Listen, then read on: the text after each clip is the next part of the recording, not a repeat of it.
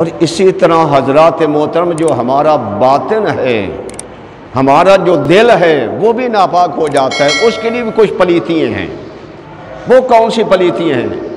انسان نے جھوٹ بولا، جسم ناپاک ہو گیا، شراب پی ناپاک ہو گیا، کسی کو گالی گلوچ نکالا ناپاک ہو گیا، اسی طرح کسی کی غیبت کی جسم ناپاک، انسان کا دل ناپاک ہو گیا۔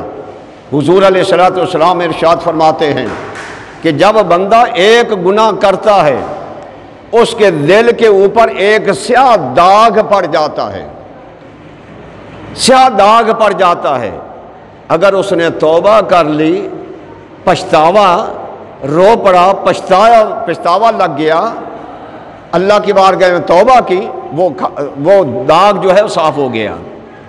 اور اگر اس نے پھر اور گناہ کر لیا، داغ پڑا، پھر اور گناہ کر لیا، داغ زیادہ ہو گیا، پھر اور گناہ کیا اور داغ زیادہ ہو گیا، پھر گناہوں کے اندر مبتلا ہو گیا، تو اللہ کا نبی ارشاد فرماتا ہے کہ اس کا دل سیاہ ہو جاتا ہے، اس کا باطن سیاہ ہو جاتا ہے۔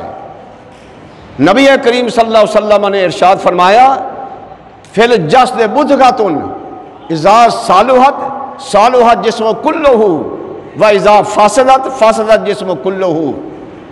انسان کے جسم کے اندر ایک لوتھڑا ہے، ایک ٹکڑا ہے گوشت کا، اگر وہ صاف ہو گیا تو انسان کا سارا جسم صاف ہو گیا، اور اگر وہ ناپاک ہو گیا، خراب ہو گیا، تو سارا جسم ناپاک ہو گیا۔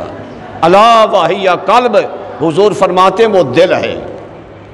تو حضرات محترم، جیسے ہم اپنے جسم کو صاف کرتے ہیں اسی طرح دل کو بھی صاف کرنا چاہیے۔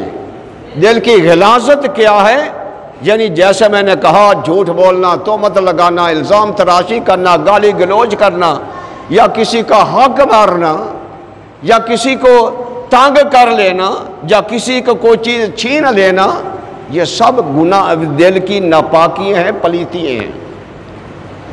تو لہٰذا دل کو بھی پاک کرنا چاہیے، اس لیے فرمایا قد افلح من تزکا، کامیاب وہ بندہ ہو گیا جس نے اپنے آپ کو پاک کر لیا۔